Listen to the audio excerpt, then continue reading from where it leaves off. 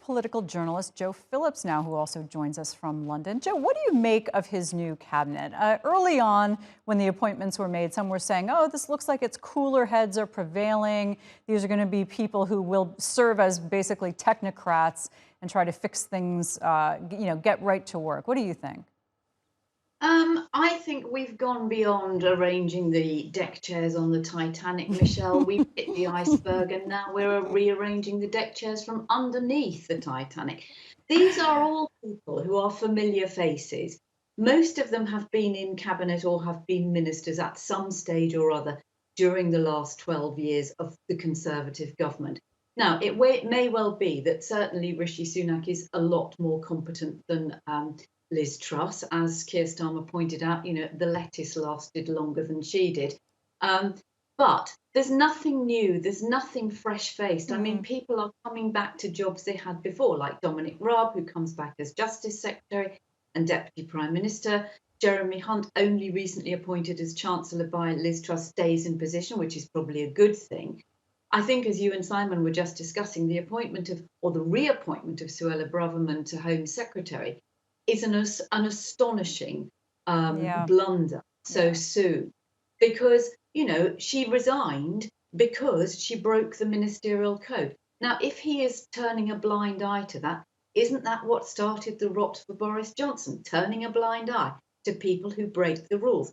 He could have brought her back if he wanted her in cabinet or in a position, but not to such a high profile. And of course, the big surprise for many people is that Penny Mordaunt, who came so close to coming into this second prime ministerial leadership election, didn't get a promotion. She's still leader of the Commons, which she does a very good job at.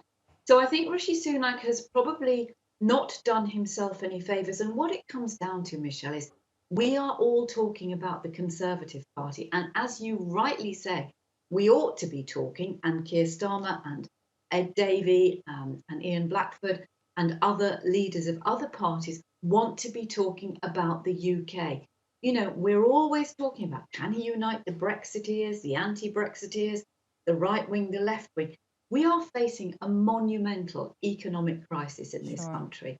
And the fact that they've delayed the economic statement for more than 2 weeks, middle of November, is quite concerning, because that, although you might say, well, we're going to make sure we've got all of our ducks in a row, it also adds another 2 weeks of uncertainty. Hey, you read my mind on that. I was just about to ask you, the fact that it was supposed to be released on October 31st, now they've delayed it to mid-November. Everybody, including, of course, markets, want to see what's in there.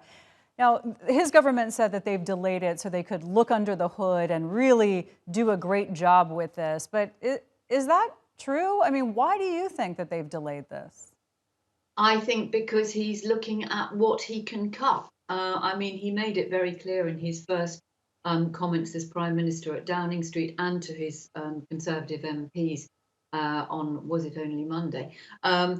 And said, we're going to face some very tough economic challenges. Now, to most of us who have been watching this, like your colleague Simon, and most of us who read the runes from Westminster, that means cuts. And it means cuts in public spending. And of course, the one totemic thing is the triple lock on pensions, which was guaranteed by, or brought in by, Gordon Brown, the Labour Prime Minister, and has been guaranteed ever since by subsequent governments. Now, if you break that with inflation running at 10%, if you don't make some movement for increases in public sector pay to at least match inflation, and at the same time you're cutting public services, then you're in for a very, very difficult ride. And of course, from the Labour Party's point of view, they are quite right, in my view, to be calling for a general election. It is utterly ludicrous that in the home of the mother of parliaments and democracy, the rest of us are not having a say. Yeah, I mean, they face this tall order that you so expertly spelled out there. These problems, some of them are self-inflicted by the party itself, by the previous two administrations.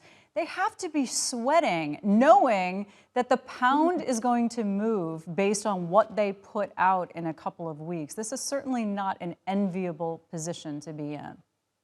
No, and I mean, probably out of the Conservative Party and certainly those who stood for election to become Prime Minister, Rishi Sunak is best placed to be in that position. I mean, he was the Chancellor. He stepped in very quickly when we were in the middle of COVID and introduced the furlough scheme. But, I was just watching that clip again from Prime Minister's Question Time when he talks about restoring economic credibility and economic confidence, as though they've just come to power. They've been in power for 12 years. Yeah, very good point. All right, thanks for the good conversation, Joe. Appreciate it.